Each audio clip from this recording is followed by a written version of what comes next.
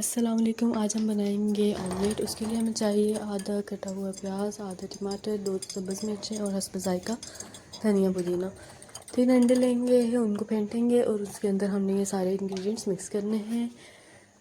आधे से कम चम्मच नमक डालनी है, आधे से कम ही सूखा धनिया, ज़रा सा ज़ीरा चुटकी बराबर डाला है और लाल मिर्च हस्ब ज़ायक़ा आप डाल लेंगे। मैंने इसमें चुटकी बराबर ही डाला है। इस सारे मिक्सचर को अच्छी तरह से मिक्स करना है। एक पैन में 2 से 3 चम्मच ऑयल लेना है और उसके अंदर ये मिक्सचर डाल लेना है। उसको पकने दें, लाइट गोल्डन होने दें। एक साइड से ऊपर से कवर कर दें, वो बैलेंस हो जाएगा, ऊपर से भी पकना स्टार्ट हो जाएगा। नीचे से लाइट गोल्डन हो जाएगा तो इसको पलट लें, दूसरी साइड से भी गोल्डन होने दें। जब वो गोल्डन हो जाएगा तो ऑमलेट रेडी है।